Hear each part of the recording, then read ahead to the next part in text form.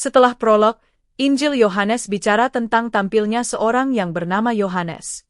Untuk membedakannya dengan sang penginjil yang juga bernama Yohanes, ia disebut Yohanes Pembaptis. Ia datang untuk menyiapkan jalan bagi Yesus dengan membaptis orang di Sungai Yordan, dekat Yerusalem.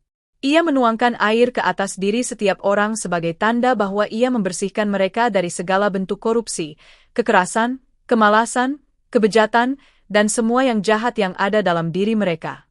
Tampilnya dia tentu saja menimbulkan kegemparan. Orang menduga apakah ia ini Mesias, yang terurapi, utusan Allah, yang dinanti-nantikan oleh mereka untuk membebaskan mereka dan mengembalikan harga diri mereka sebagai bangsa terpilih. Wajar, para penguasa agama mengirim utusan untuk melihat apakah ia adalah Mesias. Mereka ingin tahu mengapa ia membaptis orang dan dengan kuasa apa ia melakukan hal itu. Tapi ia berterus terang dan Injil menegaskan, ia mengaku dan tidak berdusta, katanya, "Aku bukan Mesias," Yohanes 1 ayat 20.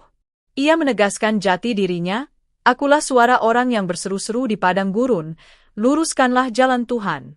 Seperti yang telah dikatakan Nabi Yesaya, "Aku membaptis dengan air, tetapi di tengah-tengah kamu berdiri dia yang tidak kamu kenal, yaitu dia yang datang kemudian daripadaku. Membuka tali kasutnya pun aku tidak layak."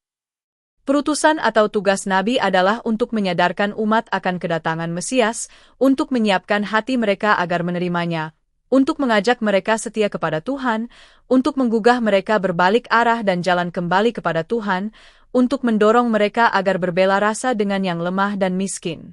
Yohanes Pembaptis adalah nabi terakhir di antara nabi-nabi besar Israel. Ia menyiapkan jalan bagi kedatangan Tuhan yang sudah dekat atau bahkan sudah ada di tengah-tengah tapi belum dikenal.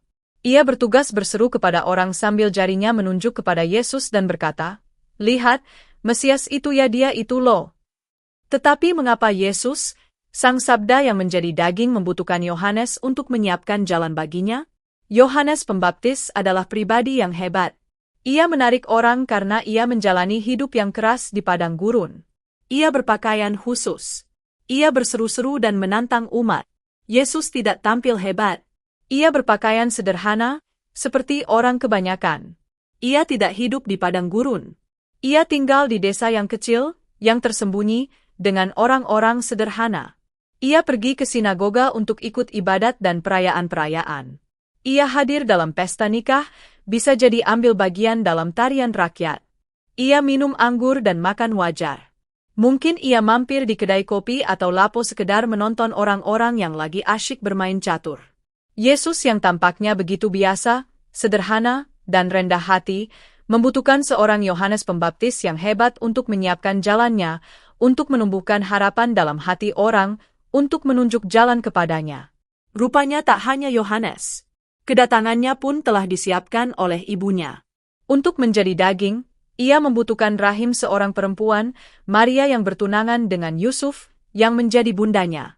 Sabda tidak turun dari langit seperti seorang siluman atau Superman yang tiba-tiba muncul. Ia menjadi daging, dikandung dari Roh Kudus, lahir dari rahim perempuan sebagai manusia kecil, tidak terlihat, tetapi lalu tumbuh dan berkembang dalam asuhan Yusuf, pengasuh di belakang layar dan tak banyak disebut. Yesus pun masih membutuhkan saya, Anda, siapa saja. Ia Sang Sabda yang telah menjadi daging membutuhkan kehangatan, makanan, kasih, persahabatan, dalam dan melalui hidup keseharian. Ia telah lahir dan dirayakan secara gegap gempita. Ia telah berada di tengah-tengah kehidupan kita. Tapi ia belum atau bahkan tidak dikenal. Ia membutuhkan kita untuk menunjuk dirinya sambil berkata, "Dia inilah pilihan Allah."